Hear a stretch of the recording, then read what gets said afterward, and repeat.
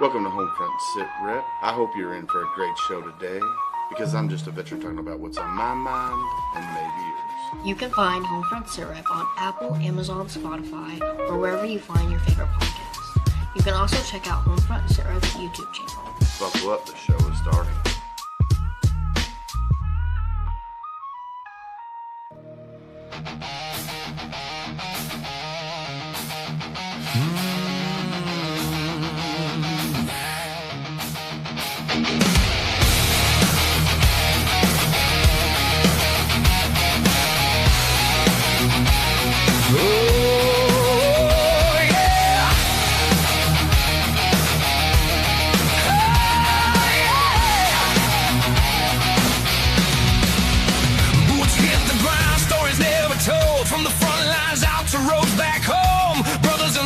Still in the fight, different battlefield, same damn life. No spotlight shining on the ones who serve, just great sacrifice and a whole lot of nerve. From small town shops to a helping hand, we're lifting each other, yeah, that's the plan. No red tape, no filter, no disguise, just truth in the fire behind our eyes. This is HomeFront SitRep, hear the call, where the real ones rise and the fallen stand tall. Every voice matters, every story's legit. We're family here, this is HomeFront SitRep. From the shadows to the spotlight we step. Yeah, this is HomeFront SitRep. From the scars we carry to the lives we rebuild, from the weight of silence to the strength of will. Non-profits grinding, boots on the street, no headlines chasing, just mission complete. Veteran alone, still chasing the dream. From a mic to a message, we're building a team. Creators and fighters, yeah, we all belong. Turn the pain into purpose, turn the hurt into song. No politics, no games, no divide. Just warriors standing side by side. This is HomeFront SitRep, hear the call, where the real ones rise and the fallen stand tall. Every voice matters, every story's legit. We're family here, this is HomeFront SitRep. From the shadows to the spotlight we step. Yeah, this is HomeFront SitRep.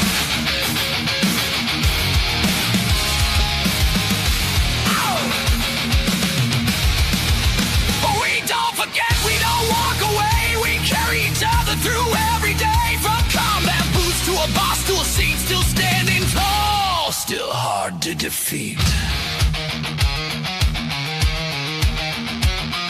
Real stories, real impact, real people.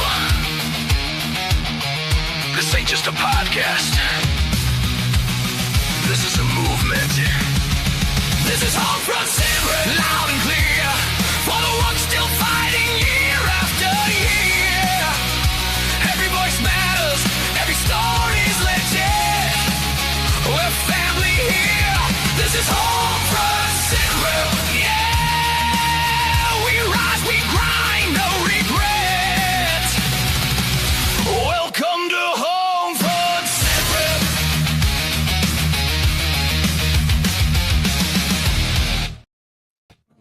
Welcome, everybody, to a Monday edition of HomeFront SitRep. How is everybody doing? Gunny, welcome back. How are you doing, sir? Oh man, I'm upright. Still a little sore, still tired, but I am not laying in a hospital bed anymore. So that's a plus. That's always a plus when you get to leave early too. You wasn't in there as long as you were the last time. So my usual stay of 4 days was only 2.5. So I greatly appreciate the staff and the doctors and everybody at St. E for taking great care of me. I will say last Monday night it was a packed house. Yeah. I checked in and waited 5 hours to get back to the actual emergency department. I'm not going to call it the ED, but the emergency department. And then I was once they realized what it was and they knew they were going to admit me, I waited another 12 hours in the emergency department before I got to a room. So St. E has about 40-ish, 50-ish beds in the emergency department, and every single room was full. They even had people in the hallway being triaged. So yeah, it was rough for them that last week. But I guess it's been like that for a couple weeks from what my Man. what my take is from some of the nurses and the ER staff.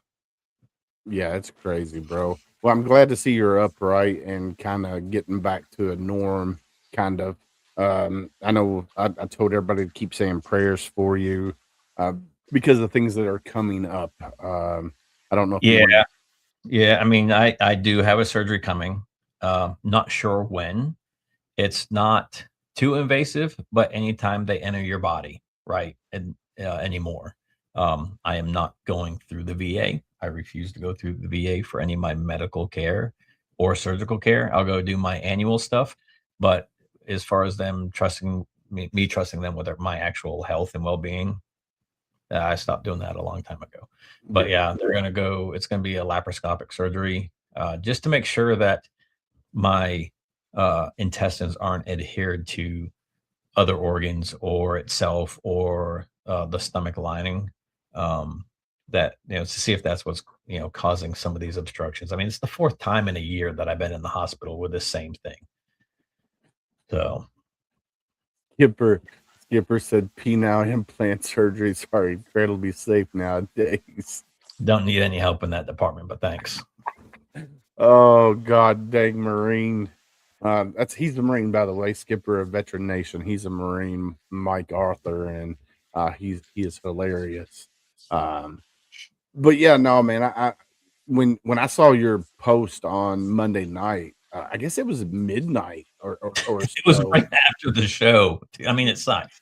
I Yeah, mean, no, I didn't go to the hospital until 11:30. And I was like, you know what? I'm going to earn my free night there one of these times. yeah. I mean, your frequent flyer miles, bro, at the hospital up there. You need to. They need to start giving you a stamp card, so every time you go, it's punched, and then it could I be mean, a free. free meal, something. Give me a So, free IV, free shot of morphine when I go. No, I mean it sucks, but it's awesome that the doctors know who I am, right? And some of the nurses know who I am, and they're just like, hey, what do you think about this course of action? What would you want us to do? And I go through and I'm like, this is what I'm feeling, and they're like, okay, we can do that for now, right? But I've been experiencing this stuff for damn near 20 years. So yeah. it's they know. And there was one nurse that was overhearing my nurse say something, and she's like, oh, is that Sam and April? And I'm like, and here she comes. Hey, yeah, it's Sam and April, how you doing? Welcome back. Yeah. I'm like, no, I don't want to be welcome back here. No. You should have a VIP room at the hospital for real. What's going on, Brian Gibson? How are you? I need to get Brian Gibson on. He runs the nonprofit Project Die Hard. I need to reach out to him and get him on the show. What's up, Brian Roof? How are you? Chris Cornelius, welcome back, sir. Gunny, he says, welcome back. Hopefully you're doing better. Yeah, I'm doing well, thanks.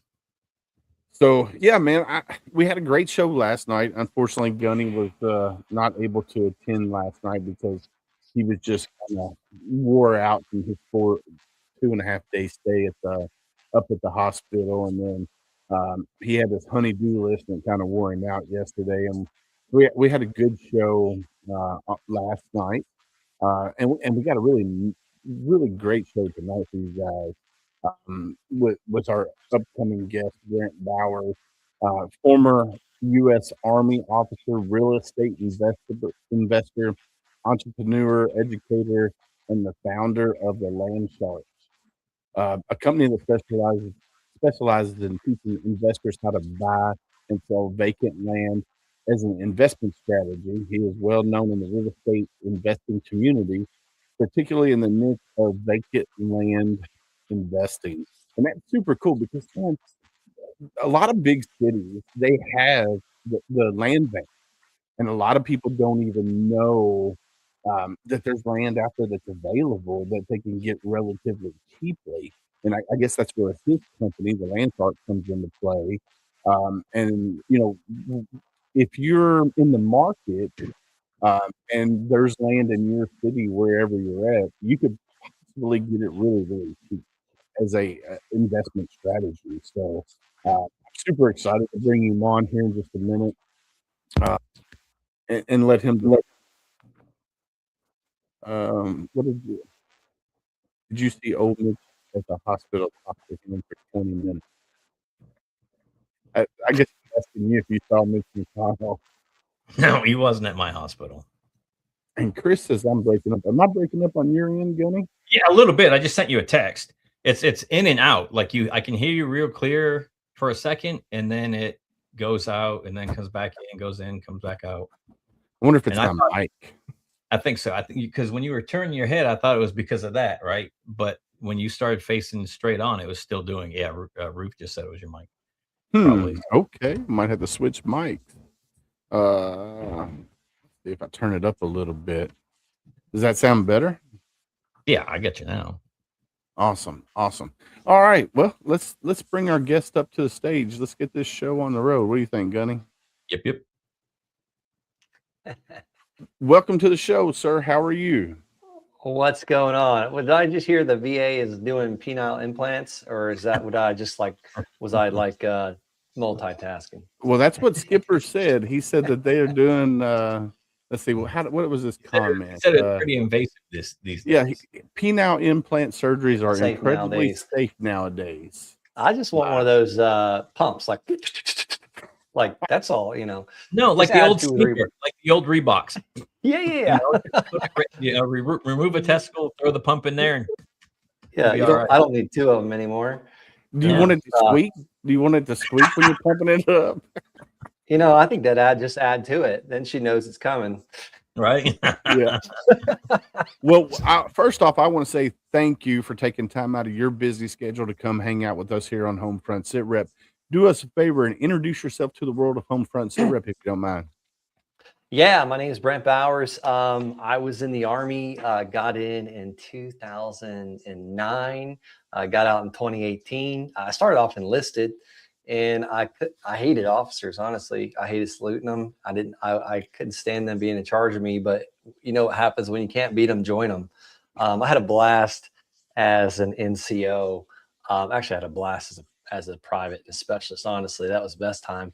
Then became a sergeant, and I thought become an officer, get paid a lot more, but I didn't notice the pay increase. But my increase of time spent at work, as well as stress load, as well as responsibility, really increased. And finally, I was like, "Heck with this! I'm getting out of here." So I found land investing. Yeah, nice. So, what was your MOS? Yeah, I was a 25 uniform. I was a signal support specialist. So my first couple of deployments, actually, I got to be with a route clearance patrol. So we would clear routes for anybody driving them, basically find the IDs and stuff. And my job was to make sure all the trucks could communicate in the route clearance package, which was pretty, it was very high op tempo. It was 7 days a week. And it was always just go, go, go, go. We'd have missions rolling out at 3 a.m., sometimes 6 a.m. And it was a blast just keeping all those guys talking. I could have everything working perfect. The second we roll out, no one could communicate. And it was even more stressful being out there with them and no one could communicate. And they're all looking at me like ready to shoot me. Yeah, I can only imagine, being in that situation and not being able to communicate with your other vehicles that are with you in the convoy. Yeah, I think I would probably shoot the comm guy too. Probably. Yeah. They love you. That's a love or hate position. They either love you one second, they absolutely hate you the next. Oh yeah. So we were both infantry guys when we first started in the Corps, and I hated our comm guys, especially with the prick radio that we had. The big PRIC, prick. We'll just leave it at that. Was it 77? I think. I don't know. I think it's funny why Yeah, it's funny why they call it a prick. It's like I don't get it. Like, they talked about the majors and the lieutenant colonels. They wore a prick on their chest as well. Or no, that flower was to cover their prick. That's what it was. Yeah. I've been out too long. I'm getting it all back. It's There coming you back go. to me right now. There you go. So what was your transition like? So here you are, you went enlisted to officer Mhm. to the dark side. And Yeah. then you're like, oh well, this is too much for me. I'm getting out after so many years. What was your transition like? Yeah, and the reason why I got out really to be serious is my second marriage. My first wife left me on my second deployment to Afghanistan. Actually, in Helmand Province, I was out there with the Marines. We were Mm, stationed with the Marines, and Marines pretty much cleaned it up pretty good. So my second deployment was pretty calm and quiet and boring, honestly. Um, but I was preparing for my third combat deployment right after I commissioned. I had just gotten remarried. We had a baby, and I was like training the entire time. So I really didn't get to see my son for like the first 8 months of his life. And I was like, I got to figure something else out here. I was looking at divorce number 2, and I was like, I don't want to do this again. So that transition, about 2015, I found land investing where I would buy like you talked about, like land bank type stuff, land where they didn't really want it, honestly. So they didn't pay the taxes. So the county would take it over, or the county couldn't collect the taxes. So I would send letters to these people basically saying, hey, I'd like to buy your land. And they would sell it to me like cheap, sometimes $300, sometimes $100, sometimes a couple thousand. And I would just sell it for more.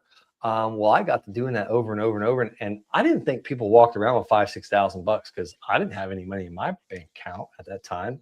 I'm like a first lieutenant with almost 8 years in the military, and I didn't have any money. I was spending it all on the few rentals I had, constantly evicting tenants. So I was trying to get rich in real estate, but it wasn't working because I had several rentals at the time, almost 7 doors. But that transition, I told myself, I'm not going to touch this money for the next 3 years. I had 3 years left on my contract, and I just kept rolling it and rolling it. And before I knew it, I was at $12,000 a month coming in monthly from monthly mm, payments from garbage, inefficient, non-accessible, landlocked land, not buildable stuff. Um, and I just basically got out, and I was freaking out, scared to death.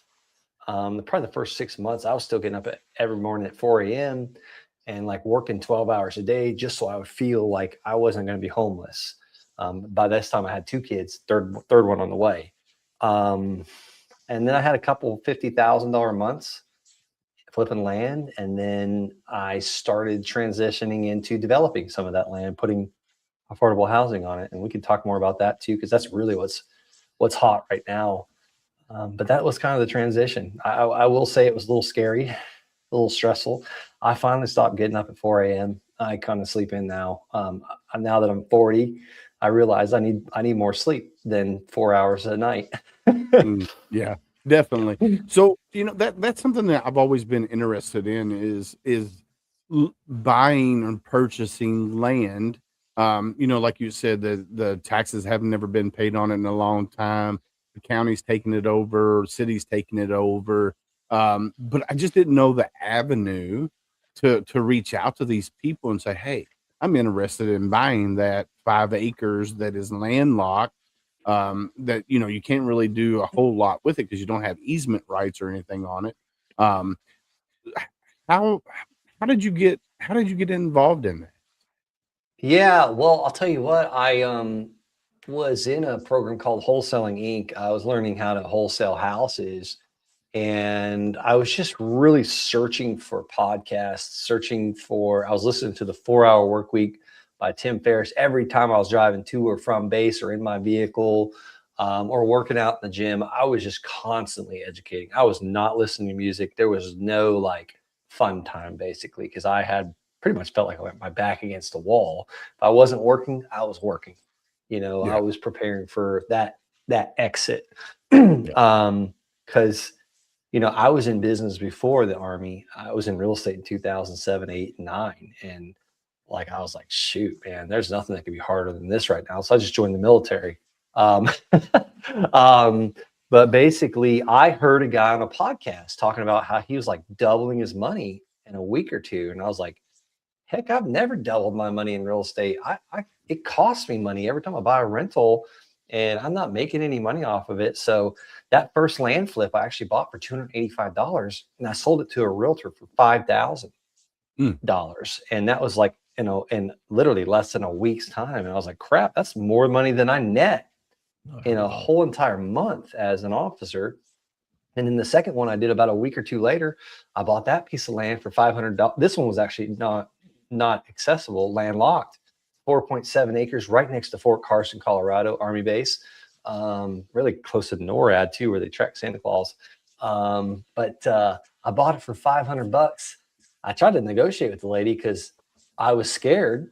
I didn't think anybody would want to buy it. So I put it on Craigslist. I went and took photos of it. I put it on Craigslist for $500 down and $400 a month. And sure enough, about a week later, I got a guy come to my house and gave me $500 cash. And then every month he'd bring me 400. Sometimes he'd bring me 800, and he paid me a total of $5,000 for that one. Nice. And I just kept building up those monthly payments. I kept stretching it out. And then I wanted to get the money as quick as possible. So some of my payments were like $1,000 a month. And the land deals just kept getting bigger. So do you think that they were buying those for like a hunting lease or something like that? You can't build on them? Yeah. That guy used it for hunting. Absolutely. The real estate agent that bought the first parcel of land, I ended up selling 18 more parcels in that area. And the guy I sold most of my parcels to bought a bunch more and then did some type of green tax credits, and he made millions. Wow. So I thought I was doing good, and people did better with it. And then I started seeing who was making all the money, and this guy's putting all the manufactured homes on this land. I'm like, how does this guy literally pay me more than what this land is worth? And then I started looking, like a year or two later, there's a brand new manufactured home on it, maybe a year and a half old.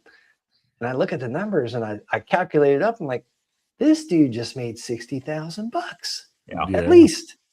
And then so I started a couple of years ago buying like $12,000 lots, putting $100,000 mobile home on it, putting well, septic, water, electric, all that stuff, selling it for $217, $230, $240. And that's my consistent business now, is I buy cheap land in very specific areas, and then I place brand new manufactured homes on it. My buyers get VA loans, conventional loans, FHA, USDA loans, even investor loans that want to own brand new rentals with warranty on it. So that's kind of what it's turned into. And now we're helping others. We've got quite a few veterans in our community, in our Land Sharks community. And heck, the more people I tell my secrets, the more lenders I find, the more people I do land deals with. It's just been absolutely incredible. Yeah, I know there's a lot of people up home buying property along some of the riding trails for the snowmobiles and ATVs.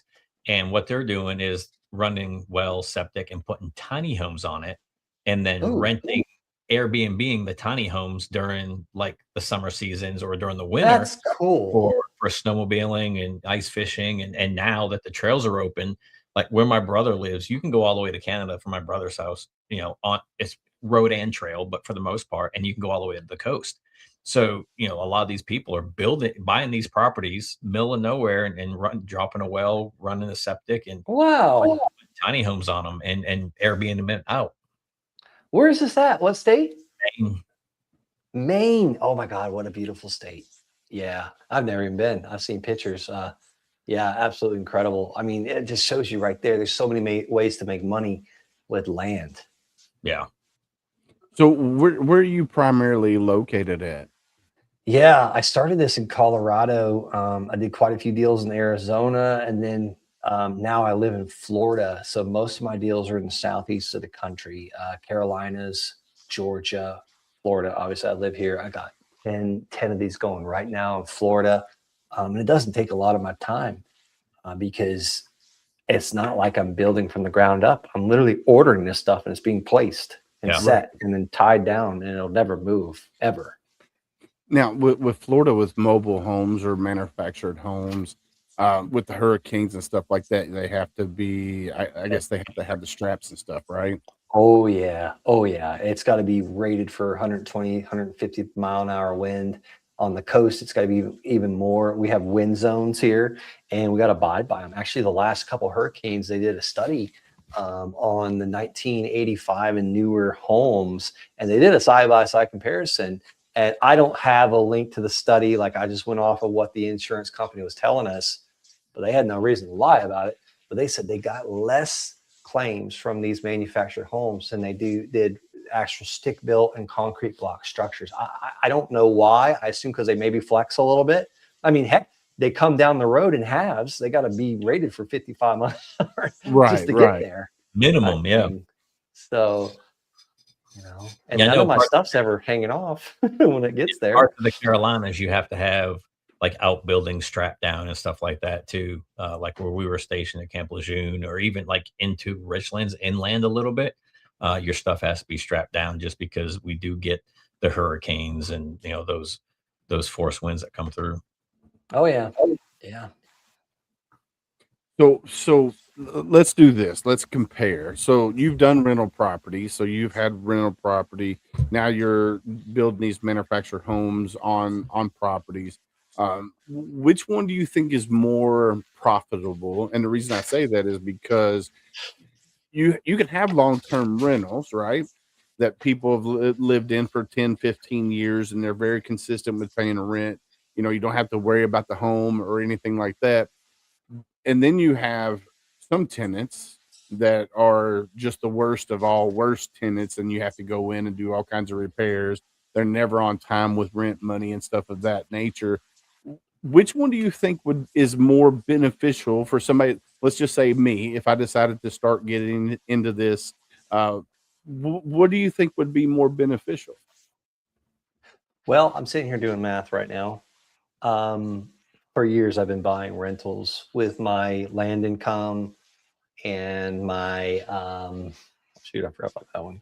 And my house, or my land flipping income, and then placing a manufactured home on the land. I'm just doing some math real quick. 1636. It's actually, I haven't added this up until I was on this call. I am owed $42,000 right now in just rent on 1, 2, 3, 4, 5, 6 properties. I'm doing one eviction right now.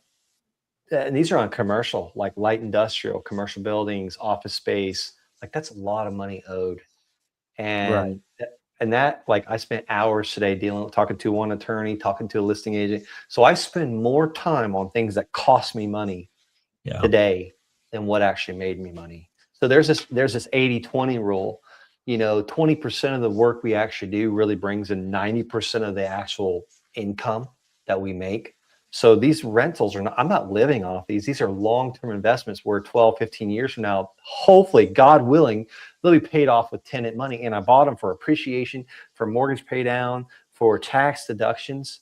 Well, these things are costing me a whole heck of a lot of money, time, and stress and mental capacity, where if I would have taken my whole day just maybe buying another piece of land to place a brand new manufactured homes on, I might have made 50 grand. And okay, I take that back. I did take one check to Wells Fargo to pay a contractor today. That took me 15 minutes, and I was heading that way because I was going to the gym anyways. So side-by-side comparison, the real estate business that's going to make you the most amount of money is the active business, where everyone thinks passive rentals make you money. Maybe one day. But right now, what's bringing the money in and paying the bills and paying for children's private school and groceries and vacation is dang sure not the rentals. Right. Yeah, because even with rentals, though, you still got to pay your upkeep on the property. Like, especially if your rental agreement is, the tenant takes care of the upkeep while they're there. But we all know tenants, they don't keep up with the rental property. They're like, oh, well, the landlord will take care of that once I move out. Even on a triple net lease, they think that. See, that's crazy. I would say buying land and flipping it is probably going to be the best for me. Would probably be the best route because I would be like Gunny. I would be like, I'd go buy me 20 acres.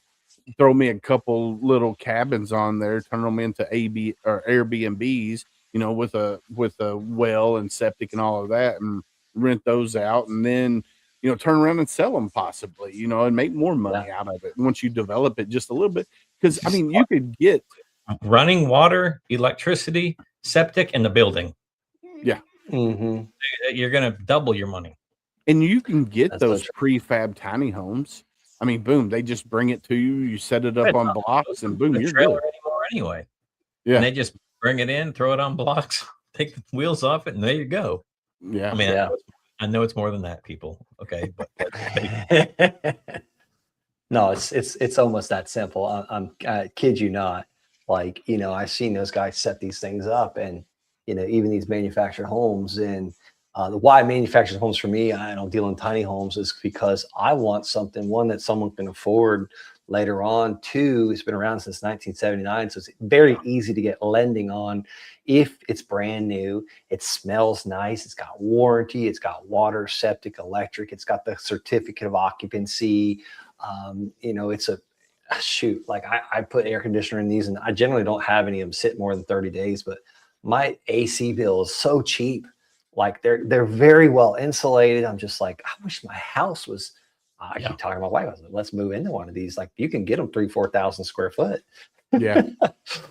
Yeah. You can get some nice manufactured homes out there. My aunt lives in one here in Kentucky, and I mean, it's got the main floor, then it's got an upper level. I'm like, holy cow. And this is a manufactured home, it came, like you said, it came in half on the trailer, and and it was, I was like, holy cow. You were just looking at the outside of it, because they didn't do like the underpinning that you would see on most modular homes. They actually blocked it up, and then when they brought the pieces in, they set it up on top of the blocks, and then blocked it in, then let the air out of the tires, and boom, now it's block foundation on it, and it's just like and you can't even really tell that it's a manufactured home because it's done that well. So and we've got some buyers. We got a land holding member putting these up in Kentucky, and some of his buyers actually get grants where they literally come into these no money out of their pocket whatsoever.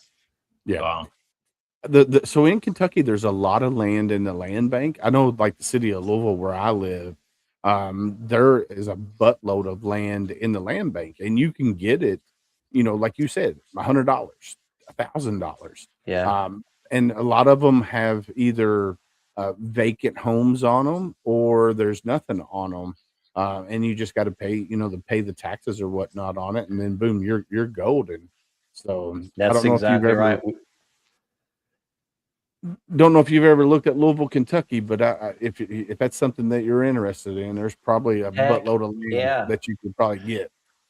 We just had it's so funny you mentioned the land bank, because we have one of our members that came on our support call today. We call it our deal review call. I'm actually getting on a meeting with her tomorrow in a city official in Tennessee. I won't say what city she's in to keep it. Let her get the pickings while they're good, but it's just, she has me sitting in on that, but they're going to give her several parcels for free. She's just got to pick which one she wants, as long as she's going to place a brand new manufactured home on it, because they have 102 buyers waiting. There's such a need, and we keep hearing about all this shortage, like 5.4 million. Like, what? How is that possible? Well, it's that really the affordable housing is needed. Like, we don't need more $400,000 or $500,000 houses out there. Yep. Yeah. So the reason I know a lot about the land bank, one of my good friends, he's an Army veteran like yourself. His dad was a command sergeant major here at Fort Knox.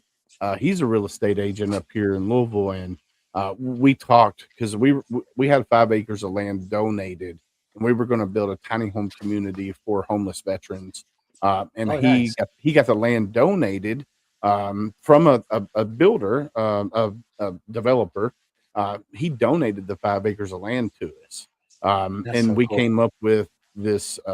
It had 15 shipping container homes that we were going to put on it, and we were going to have a core container. They were going to come in and do the shipping houses, ship container houses. We had a community center on there. We had a business center on there. We had a chapel, and all of this was done with shipping containers. We had Luckett and Farley come in, design it for us, man, I tell you what, it was beautiful. COVID happened. We couldn't get the funding for it. So needless to say, we lost. We actually had to wind up giving that land back. Huh. But that's something that I want to get into because I want to be able to build a tiny home community for homeless veterans. That's something that's always been near and dear on my heart. So that's something that I think I'm gonna have to pick your brain offline about doing something like that because that's something that's still here in my brain space that I want to accomplish. Let's put it that way. Yeah, absolutely. I think, the amount of people out there and the funding and the money, it's just a lot of people want to help, but they don't know where to send the help. So I think the more you talk about it, the better. You almost have to paint that picture. You already have the renderings is what it sounds like. It sounds like you're pretty much the furthest part there. Here's what I found: the money is the easiest part. Mm, okay. Yeah. So. Like I said, COVID happened. We couldn't do fundraising and stuff like that. This city did say that they were going to give us the money, but it never came to fruition. Of course, like I said, COVID happened, and then I resigned from that organization, and they canceled the project like 3 months later. So it's one of those situations where it was my brainchild, my baby. I left the organization. They were supposed to carry on the mission, and they didn't. So that's where I'm back to square one. Like I have the renderings and stuff like that. That's all I have. All of that stuff. That was all donated free through Luckett and Farley, and which is an architectural engineering firm. And they did the renderings and everything, and it is a beautiful. I wish I had the pictures on here. I'd show you, but anyway, this is Yeah, about you, not that's me. cool. Uh, No, that's incredible. Sounds awesome. it was going to be amazing. We had a nice program set up for it. I had a question that I was going to ask. All right, so if somebody like say Sam or myself, we want to get involved with the land shark, what do we have to do to get involved?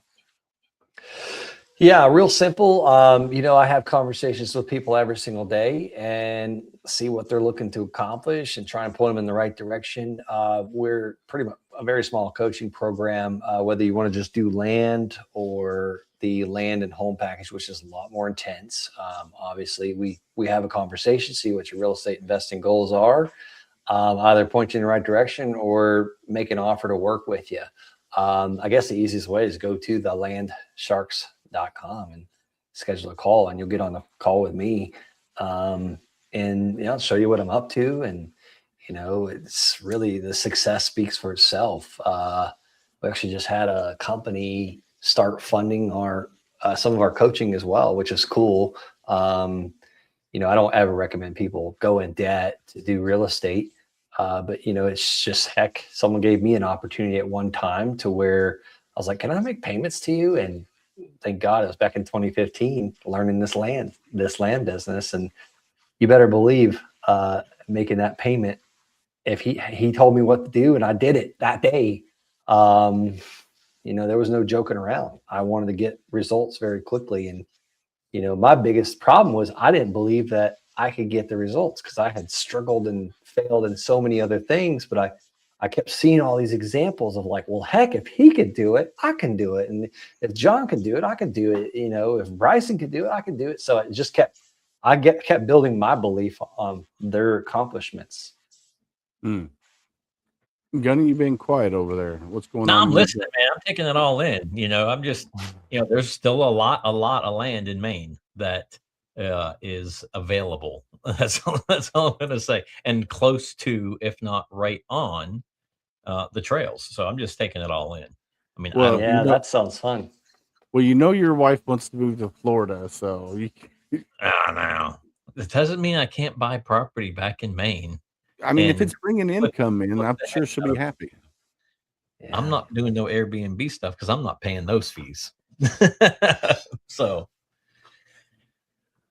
but yeah, I'm just taking it all. I mean, it's fascinating. And, I had a lieutenant that got involved with buying land or properties or looking at getting into like the commercial real estate with apartments and hotels and stuff like that. So I had to hear a lot about that. And that was back in '04 and '05. So it just, Yeah. Oh, yeah. Oh, rough time to be buying all that stuff.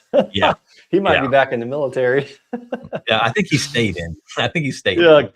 he's smart. Yeah, Yeah. you kind of need a second job sometimes when you're buying real estate. It's a lot of people. I've been so blessed. I haven't had a real job since 2018. And it's just like I just got to go 8 days on the international cruise, and I didn't check my phone, my text, my email, and it took me like an hour to respond to all email. I'm sorry, all text and phone calls. The email was another story, but like I was like, how do I text all week long? 5 days a week, Monday through Friday, and I feel like I could never get caught up on text or phone calls. But I was able to return all of them in 1 hour over 8 days worth. I'm like, that's the power of batching right there. Batching. Yeah. If I just went 1 day a week, I'm sitting here having a brain epiphany right now. If I just went Wednesdays and I was like, every Wednesday is just for getting stuff done or getting shit done. There's a good book, I think it's GTD or something like that. Get things done. But I just got done what I wanted to get done that day, or I took some time for creativity or a project I wanted to do and didn't return any texts or calls. I wonder how much more I would accomplish every week. Yeah. Yeah, I mean, you think about it. The time that we spend on our phones, and responding to emails, responding to phone calls, text messages. I just got back from a 7-day cruise myself, and Hey. I will tell you, when I came back, I had a whole plethora of emails. I think I had just in one email, so I have several emails on my phone. Just one email chain, I had over 300 unread messages. Whoa. One. Holy crap. And I'm like, bro, how am I going to answer all these? And so what I did, I prioritized which ones I wanted to respond to, which ones were spam or somebody saying whatever, and just slowly went through the ones that were higher priority than the others, and I got through them relatively quickly. But there's nothing better than being able to take 7 days and just enjoy family time. Yep. And I'm not getting no younger. I'm 48. I just turned 48. I'll retire. Listen, Gunny. I saw that face. Holy! I know, right? I was reading the lines right there. So I'm not getting any younger. But the good thing is, I get to retire from AT&T when I'm 55. I'll be there for 20 years, so I can retire. And that's where my plan. I need to go ahead and put a plan in motion where I don't have to work another job once I retire. Now, granted, I'll have the podcast, and I'm starting another veteran media network as well, which I'm hoping will eventually the veteran media network will bring in revenue source. But the podcast, I want to keep it where, it pays for itself. I don't want to, go get 10 million followers and then, lose my head. You know what I'm saying? So I want to have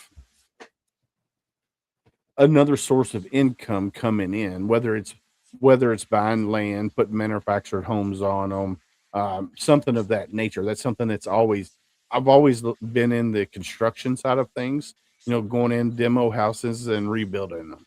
That's something that I've always enjoyed. So flipping houses. But I think the route that you're going with buying the land, putting a manufactured home on those, putting a well, putting a cistern, putting the septic lines and all of that, I think that's probably going to be the smarter route to go, I think.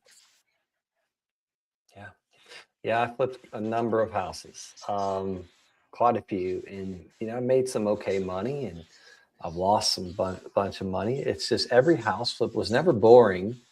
There was always a surprise on each one of them.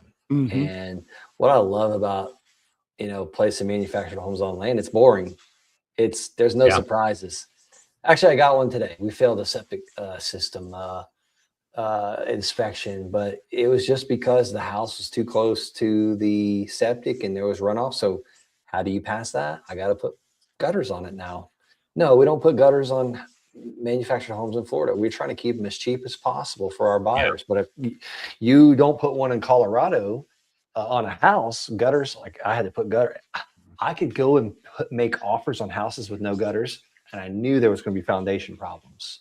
Yeah. You know, that's a guarantee in Colorado, but like Florida, we don't have to worry about that. But, you know, just that was my surprise for the week. Usually it's not many surprises. And I knew that happened because it happened again on one of our other ones. So it keeps happening. Same septic guy. So I think I need to hire another septic guy. Yeah. Or tell them to put an additional pipe in and move that leach field or the septic out a little bit further. One or the 8 other. more feet. We got It's an acre and a quarter here. Like That's what I'm saying. they One didn't more follow the site plan. Yeah. That's it. Yeah, that's that's if you're going that route, you have to know the rules and regulations. That way you don't get those happy little surprises. I mean, that's an easy fix. You know, like you said, you just put gutters on it and boom, you're good. But I know a lot of places when they don't have a well, they use the roof, the gutter system for water catchment systems. Which is always a plus, especially if you're in Colorado or Wyoming, Montana, New Mexico, have extra water. That way you can water your crops or your flowers, whatever you got there. So yeah, I think that's pretty cool that that's the only issues, that you've got. I definitely want to pick your brain for sure, because I think it's something that I know I'm very interested in. And I think you have a, what's the word I'm looking for here? In a model that's already successful. So why try to reinvent the wheel when there's already a wheel that's working really good? Yeah. No, I agree. It's been working for longer than I've been alive. You know, they came out in 1979. So you've been alive a little long, that long, Willis. Yeah, But, yeah. It's like do stuff that's older than you. Land is probably the oldest business there is, honestly. Yeah. Hooking. Yeah, well, I don't know what come first, the hook or the land. I don't know. That she needed the hook somewhere. It had to be on the land. Oh man. Let's see. I think we've hit on pretty much everything that is there anything that we haven't hit on that you want to hit on? I think I saw a lot of I'd say just one thing is, I saw a lot of, kind of like Samuel's lieutenant. I think you should always, and same thing with you, Willis, you should always have a second option, because I was afraid, everyone's talking me out of getting out of the military, telling me how stupid I was. Oh, I was doing so well. I was climbing the ladder. You know what? They probably forgot my name 3 months later. Not even. Yeah. Oh, come on. Give me a break. At least 3 months. Probably not. Yeah. 3 days, maybe 3 days. Maybe 3 days. But you should have like another option, like a second option. And I luckily had 3 years left on my contract. Oh, by the way, I got a 3-year or 4-month internship that the Army paid me to do. I literally got to intern for myself through that program. I interned for Wholesaling Inc., but I was able to build my land business while I did it. So don't get out and expect to find something tomorrow. Start building it today. Start reading the books. I got a library in my office. I'm just always reading, always learning stuff. So was that through the Army Skill Bridge program that you did? Yeah. Yes. I'm glad you said that. Most people don't even know about that. Yeah, probably about a year. Somebody was talking to me about. I'm like, what in the world are you talking about? And they explained it to me. I was like, is every branch doing something like that? Because that is one of the best programs I've ever heard of. Air Force did it. We had a couple guys from come through Air Force and Army. Army's packet was super simple. Air Force was a little bit more paperwork we had to fill out. But we've had land sharks come through and they get 3 months off and they're getting paid to do it. AKA they're building their own business. I'm checking in with them each day. Hey, how many offers did you make? Some of these guys, doing, we've got one guy doing almost $500,000 a year now, and he's now in the reserves. But it's absolutely incredible. But that's that second income that you talk about, right? Is having that. So his reserve pay is making up for some of what he may be losing, or just that's my cruise money. What I make under a weekend is what I'm using to take off to the Caribbean somewhere. Well, funny story. He just bought a house right down the street from me about a month and a half ago. My wife keeps asking, when they gonna move? When they move in here? I was like, I don't know. He just bought it. It's just sitting there. She's like, must be nice just to buy another house in Florida. I was like, I guess so. Yeah. One of these days. He's actually doing drill right now too, by the way. So he's out there. He's like, I'm playing Army today. Oh, you gotta love it. Got to love it. So I got the website, thelandsharks.com, scrolling across the bottom of the screen. I also put it over here in chat as well, so people can click on the link and go learn more about you and the Land Sharks and everything that's got going on. I'm assuming if they go to thelandsharks.com, they can schedule a call with you and pick your brain and set up something of that nature. Yeah, absolutely. And, check out the success stories, because again, I told you, and I hope everyone heard me, it's like, I built my belief through other people. Like if John Yoon can do it, I can do it. And I was watching all those success stories, and I got my YouTube channel on there. You can go and, explore that. I try and post, once a week. I want to see it give as much as I possibly can away to get someone the results. A lot of guys come in that's already done a land deal from watching the YouTube channel. Wow. Yeah, see, I would love to buy some land and then lease it for like deer hunting or whatever kind of critters that's on there. And use that as income too, because you can lease, especially here in Kentucky, you can lease, say if they had 50 acres, you can turn around and lease that for a year. And make 30, 40 grand just off of that one lease. So if you have several, incredible. Yeah, if you have several of those, you can. That's a nice little paycheck. We've had guys that buy 100 acres in Oklahoma that just want to hunt, and they'll buy it, hold it for a year, maybe two, put feeders on it, deer stands, game cams everywhere, hunt the heck out of it, and then sell it with those photos, double their money. Yep. Show those big bucks at the feeders, show the trophy buck that they took last season, and that's all it takes for that right person. Oh yeah. And hunters, they have money. My dad. So you hear about the swamp land in Florida, like no one could do anything with it, right? My parents have 21 acres. Well, about 11 of that acres of that land is swamp, just cypress swamp, beautiful land. And a couple of years ago, my dad was looking for ways to make money because he had hurt his back. And I was like, Dad, let's post on Craigslist, Facebook Marketplace that you're going to lease out the swamp for, $6,000 cash paid up front. He has people fighting over that land. Yep. $6,000 a year paid in cash. And, it's just an extra little bit of income, really. Yeah. Yeah. No, I'm super excited to learn more because, like I said, I definitely need to plan for the future.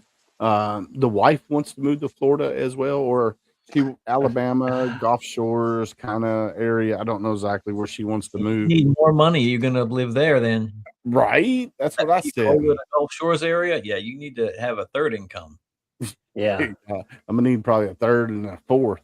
But yeah, so I definitely want to, pick your brain and see options and see about getting started into this, because I think it's something that has always interested me. So I'm definitely going to call you or chit chat with you. I sent you a voicemail, but or I called you a little bit ago, but your phone was off.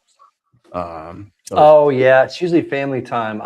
I don't really work past 3:00 every day because the kids come home, but I don't really remember how I got scheduled with my office manager. Like, hey, you want to do a podcast with Military SitRep or HomeFront SitRep? And I was like, that sounds like a veteran to me. I'll do it. So yeah, sorry, the phone was probably off. No, you're good. You're good, my friend. Yeah, you got to take that time for you, right? You like, I got a service dog.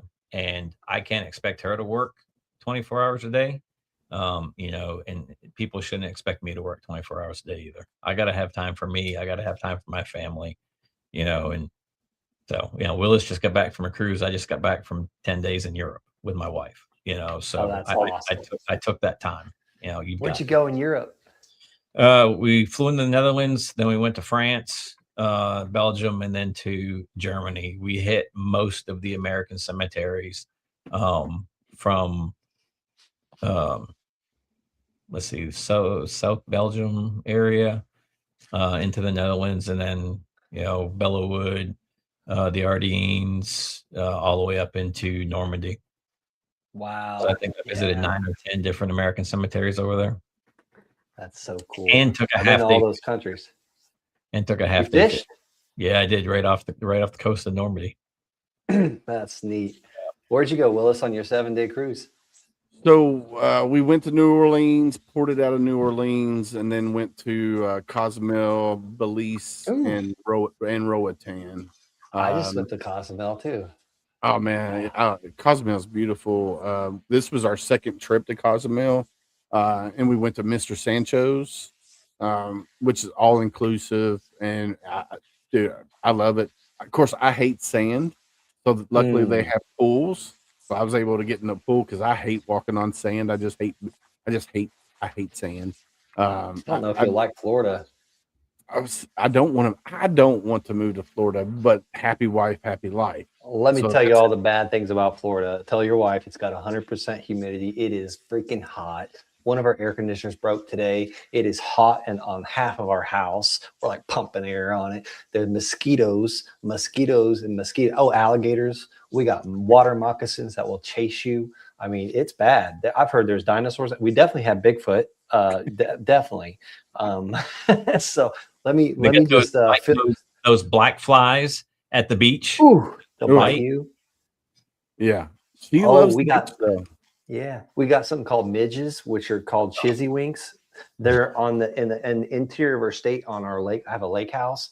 We've had people with our Airbnb ask for full refunds after like the third day because these things just swarm. And I got misters on the house to try and keep up. There's nothing stopping them. I mean, we got bugs on bugs on bugs. And oh, by the way, the spiders. You need to talk to my wife, bro. I'll help you out. Yeah. Even got crocodiles, depending on where you're at. True. Yep. I've never seen one, but I've heard of stories about them. But yeah, Florida's a good thing to come for like a week in February. That's about the only good month here. Yeah. We got some friends that live in Odessa. It's not any worse than Europe with 0 AC. Oh, yeah. Not in July. Heck no. Especially this past. Yeah. Like the 2 weeks that we were there was the hottest 2 weeks they've had in like forever. And then I brought it back here to Kentucky. So everybody's hating me right now. I remember July in Germany. I lived in Germany for about 3 years. I went to all those countries you mentioned. Beautiful. But July was terrible. No air conditioner anywhere. Nope. You might get a fan. Like this size if you're lucky. You got to take a portable fan with you. And the deodorant was almost $12 euro for a cruise with me. This is my fan for the cruise. I'll bring a fan on the next cruise. Yeah, you definitely need a fan. I bring one for me and one for the wife, and we put a magnetic hook right above the bed, and this hangs over me and just blows down on me all night long. I wish I had one of those for the last cruise. And it's rechargeable. That's awesome. Yeah, I bought one that's a little bit bigger than that. That's rechargeable to take on a cruise on the next cruise. So next cruise. What are you talking about? I'm leaving in October, man. That's my stuff's already packed for the cruise. I got my hooks. I got my shoe organizer that I hang on the back of the door so my shoes aren't all over the place. I've got my fans. Man, I got stuff. I got a night light that goes in the bathroom so I don't have to turn on the light to go to the bathroom. Oh man, the light night lit now on the Royal Caribbean Icon. Yeah, there was a night light in the bathroom. It just stayed very dimly lit. Nice. Yeah, I know Carnival, they have underneath of their armoires that they have in the rooms. They have the night lights there. Yeah, I shut that shit off. It's too bright, man. Yeah. Every time she gets up and go to the bathroom, it wakes me up. So I put a towel down there so it doesn't come on. Yeah, they come on But automatically. then she has to turn on the light because it's on the outside, and it wakes me up too. So I got a night light to plug in up there that's just gonna don't turn any lights on when I'm sleeping. Nice. Reminds Well, me of Brent, flashbacks. I want to say thank you for coming on here and hanging out with Gunny and I for this hour, because it went by really, really quickly. A lot of great information. And like I said, I'm going to give you a call or email or something, and we're going to get together and have a conversation and talk about my future, because I think that's something that I need to go ahead and start preparing for now. Yeah. Because I am going to be an empty nester come August. Both my kids will be in college, so I'm excited about that. You say empty nester, but they're not fleed the house yet, man. They're there. Well, yeah, but they're going to be summertime. But still, winter break, summer break, you got to wait for your naked room for another 4 years. Yeah, maybe. Or you just start walking around naked now. They might move out today. They will move out. They would move out. Yeah, they definitely would. No, the wife would miss them too much, so I gotta wait on that naked room for a while. So, but anywho, man, I want to say thank you for coming on here and hanging out with Gunny and I for this hour. It's been an amazing conversation. I can't wait to pick your brain and talk to you more and see where a partnership could possibly lead us. Because I think that'd be super cool. So I just want to say thank you again, my friend, and bless you. My pleasure. Thank you. My You're pleasure. welcome. God bless, gentlemen. Thanks for having me on. If I can help with anything, I'd be honored. Yes, sir. Yeah, I didn't leave you a message, but I did send you a text message. So when you get it, just say, hey, you know it's me. So. But other than that, my friend, we're going to drop you down in the green room. If you got to go spend time with the wife and kids, we understand that. If not, you can hang around. We can chit chat after the show. Sounds good. I'll shoot you a text. Catch you Yes, later. sir. Appreciate you, brother. Bye-bye. Bye. How cool was that, Gunny? It's good stuff, man. I mean, you hear a lot that, we hear about the housing market, right? The housing market, the housing market, but we never hear about the land market and what people are doing there, rather purchasing the land for, just to flip real quick, or accept, putting a modular home on to get rid of, or turning it into a hunt and lease and making that money. And it's, there's, like you said, there's a lot of land still here. There's a ton of land in Maine. I don't know if they got a land bank or whatever, but I'm sure if you go to the county, they've got stuff that's been repossessed or whatever that you're going to buy, pennies on the dollar for, and you might be able to flip it, Yeah, that's something. I was talking with somebody the other day, and this is before I even, before we even came with, with Brent, when, with them reaching out to us and saying, hey, we want to have Brent on your show. And they were talking about, doing, buying stuff from the land bank. And I'm like, that's a good idea. My thing is talking the wife into saying, hey, let's go invest in, this property. So I just have to sweet talk her into it. If it's a good enough deal, let's put it that way. Yeah. So, all right, my friend, it's about that time. What do you think? Yep. Let's see. All right, we're here. Here we go. Gunny's words of wisdom. When you have the opportunity for new beginnings, do not repeat the old mistakes. Repeat that for the ones in the back. When you have the opportunity for new beginnings, do not repeat the old mistakes. And that's relationship, that's friendship, that's business. I mean, every facet of life you can apply that to.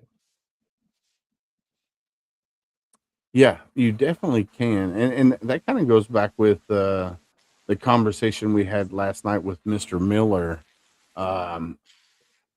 When you retrain your brain to, you know, like, all right, so we're hyper vigilant, right? That's the way the military taught us to be, to see that perceived threat. And then when you retrain your brain to not see that perceived threat, don't go back to that. You know, you just got to keep marching forward. I love it. I kind of love it, my friend. I love it. All right. Do we want a funny joke?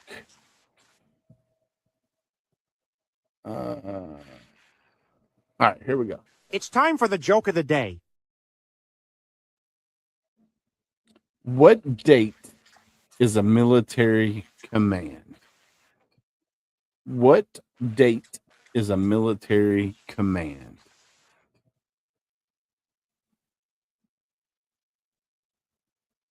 March 4th. You need your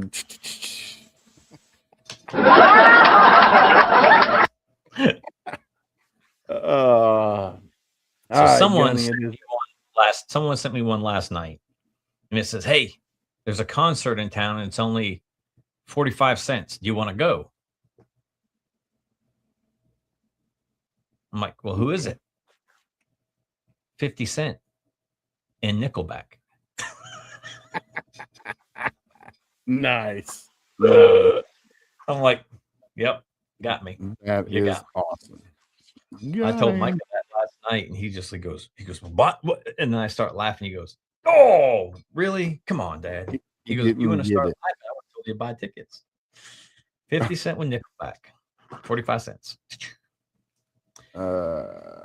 So before we end the show, I want to talk about this here.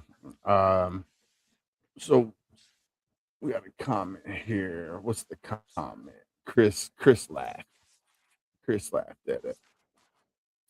So Gunny and I, we were recently invited. So next Monday, we will not have a show on HomeFront SitRep. We were supposed to, but we had to reschedule due to this event that's coming up.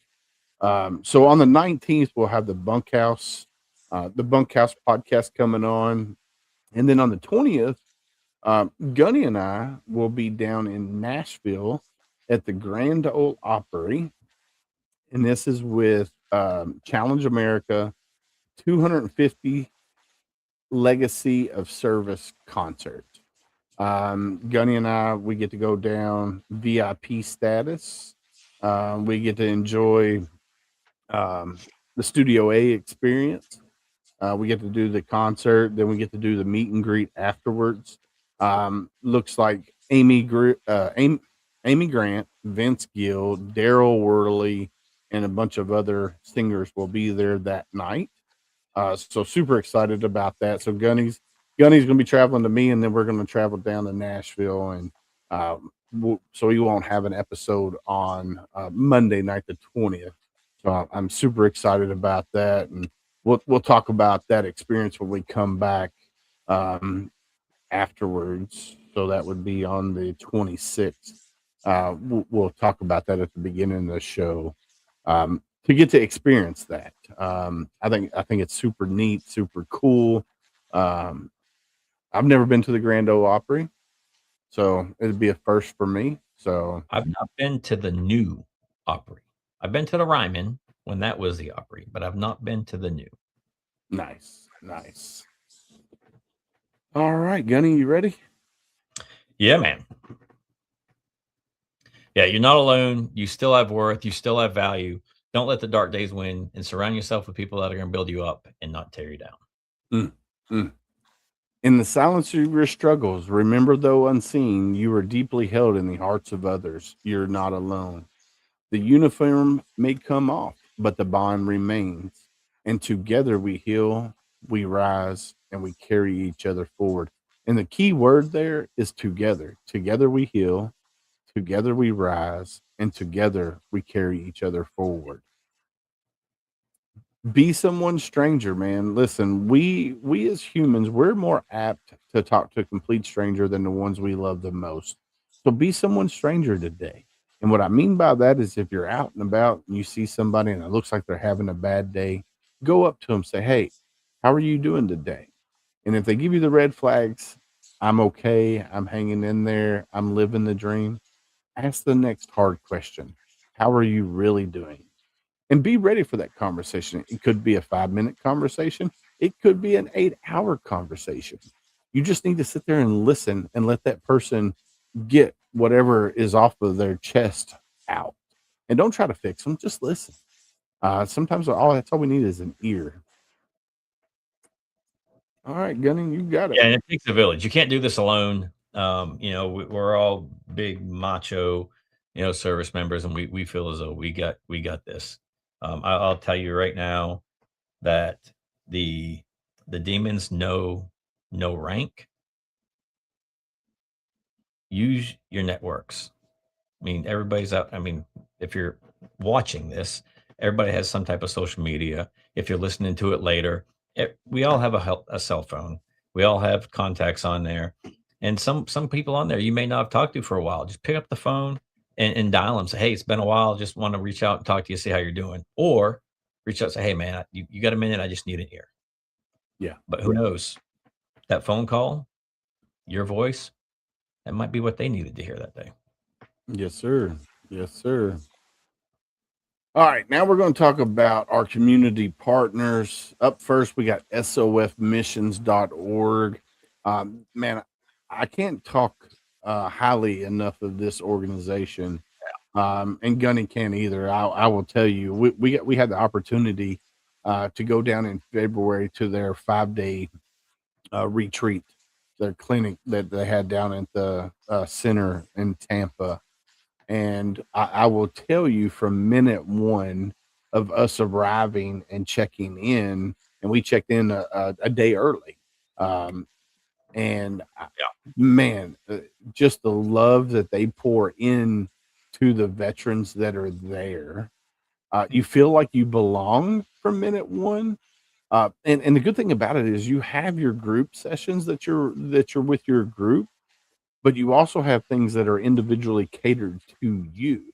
And then they help with a plan afterwards for 365 days. So you'll get an email every 30, 60, 90 days. Every 30 days, you'll get an email from them for 365 days. Hey, do you need supplements? Do you need this? Do you need that? And I will tell you, on my birthday, July 7th, I got a text message from the SOF team. Happy birthday. Hope you have a great day. How many veteran nonprofits out there do that? Yeah. Not many at all. So I thought that was super cool. So check out sofmissions.org. It's not just for veterans, it's for first responders too. So when you go to SOF Missions and you go to fill the questionnaire out, and where it says branch, you scroll all the way down. That gives you your fire, your EMS, your police. So you can check on that. And they do all female sessions. So if you're a female out there and you want to go down, you feel more comfortable being around females only, they do have 2 female sessions that they have down there. So go check out sofmissions.org. You want to talk about HMG or you want me to do it? Me? All right. Heroesmediagroup.com. This is Adam Bird and his team. So check out heroesmediagroup.com. Adam has a platform that has over, I think, 60 veteran podcasters. And that's not all he does. I mean, it's not just about podcasting. If you're an author and you want to turn your book into an audio book, he can help you do that. If you need help with podcast promotion or podcast production, he can help you with that. There's just so many things that HMG can do. We've been a family member now for over 3 years. And I tell you what, anytime I call him, he's spot on. He's just amazing. So check out heroesmediagroup.com. You want me to do this one or you got it? Yep. Reese Across America Radio. You can visit reaseacrossamerica.org/radio. You can find HomeFront SitRep podcast every Thursday night at 11 p.m. Eastern. We do put up a show that was done previously in the week. But yeah, great partnership with Jeff and the crew there. We've actually had the opportunity to be on with Jeff a couple times, and just love the partnership that we have with Reach Across America Radio. Yes, sir. Up next, we got Same Flag, SameOath.com. This is Matt and Becky Johnson outside of Katy, Texas. Small veteran-owned T-shirt company. They do hats. I think they've moved into other things as well. We partnered with them probably a year and a half, 2 years ago. They created our Marine It Down shirt, which Uncle Sam's still wearing back here. He still ain't washed it, nasty guy. But that's a co-branded shirt with Got Your Six Culture, Same Flag, SameOath.com. And I'm wearing one of our new shirts, the spicy pineapple. The spicy pineapple. And this is all of our shirts that we have available. So you got the spicy pineapple, which on the back it says "Tossing Joy in People's Lives since 1918." Then you got our HomeFront SitRep big logo shirt. You got our Red Friday shirt. Then you have our "You're Not Alone" shirt and "Be Someone Stranger." So you can actually go to HomeFrontSitRep.com, click on merch, and you can check that out. Up next is one of our other great partners, which Gunny is wearing one of the hats. I have one of the hats right here. Gunny has a whole plethora of elite engraving hats. So check out eliteengraving24.com. I think you got a problem, Gunny. There's another one in the other room too. Oh man, you definitely. I wonder if they could do me a cowboy hat with our patch on it. I might have to ask her. That'd be pretty cool. Because I bought a cowboy hat. It's upstairs. So do you remember when we were in the Corps? I had a white cowboy hat that had the PBR sticker, the cowboy up sticker. Well, I gave that to my nephew a while back. Because he's like, "Hey, Uncle David, I want your hat." I was like, "All right, you can have it," because I always planned on buying another one anyway. And we were down in Cozumel, and they were selling cowboy hats and pretty cheap. It's not a bad shop, right there up at the port. Yeah. So I bought one. Some nice boots too. Yeah. So I bought one, and it's got just a regular band on it. And I told Julie, I said, I'm gonna have to hunt down the stickers that I had, because like the cowboy up sticker was real popular back then, because that's when the movie 8 Seconds came out. That's what made that phrase popular. And then the PBR sticker. So I'm in the hunt for stickers again to kind of replicate the hat that I did have. See, I've got a black felt George Strait Classic. Nice. Yeah, I've got to get it reformed and cleaned. It's been a while since I even had it out, but yeah. Well, are you wearing that to Nashville? No, I'm taking. I'm gonna wear my boots though. Yeah, I'm taking mine. I'm definitely wearing boots that night. Are you wearing a suit, or are you wearing blue jeans and a button down? I might do blue jeans, a button down, and sports coat. There you go. All right, cool. I got to figure out what I'm wearing. But anyway, so check out EliteEngraving24.com. You got Valor?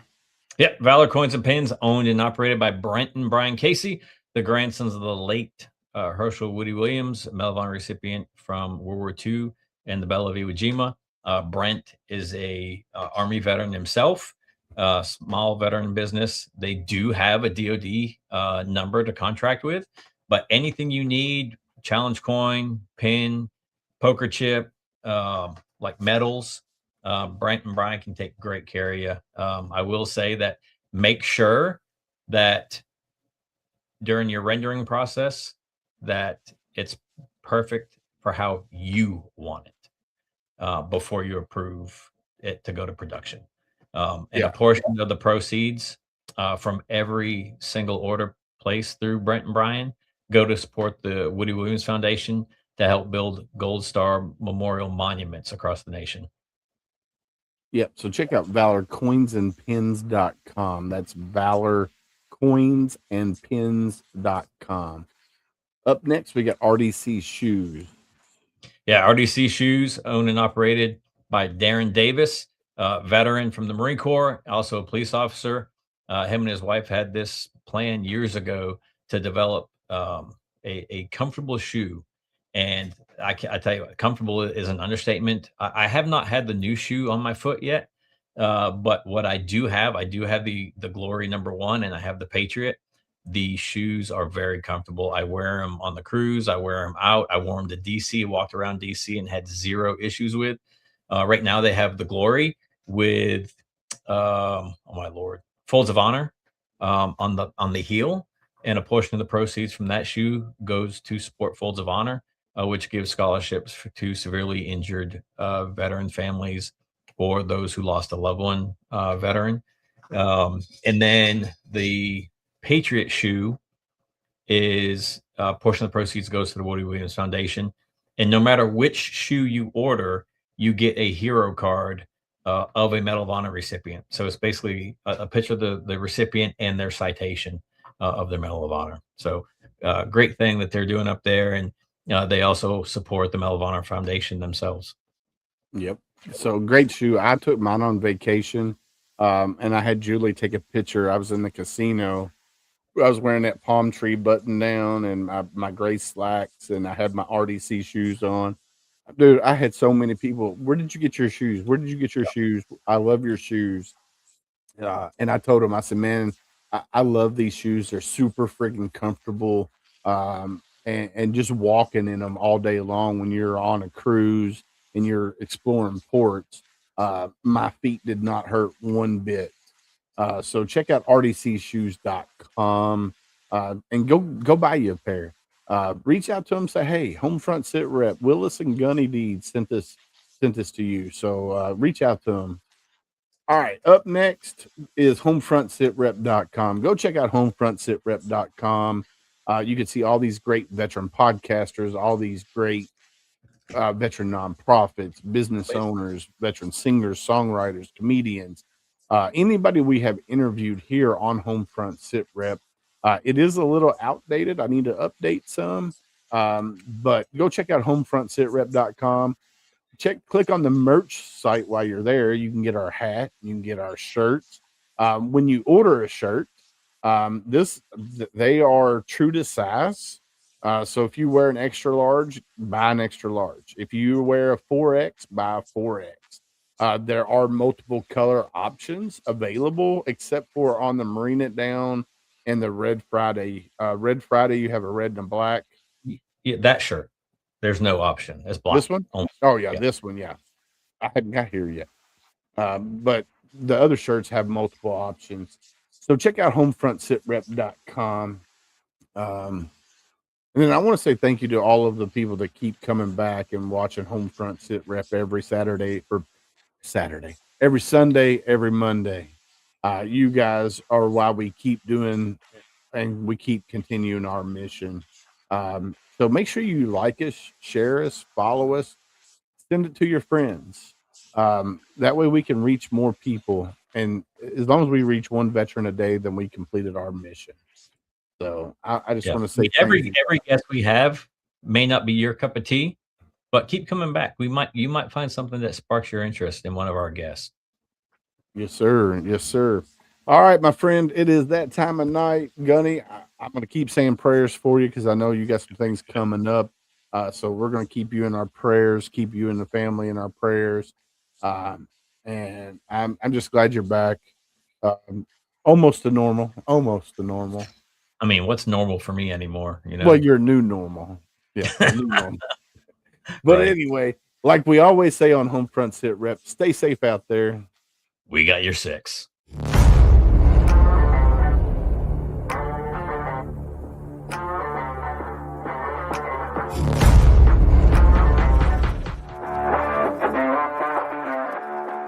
Thanks for listening. Hope you enjoyed the show. Suggestions and comments are always welcome. Cannot wait to have another great show with y'all. Don't forget you can find HomeFront SitRep on Apple, Amazon, Spotify, or wherever you get your favorite podcasts. Stay safe out there. I got your 6.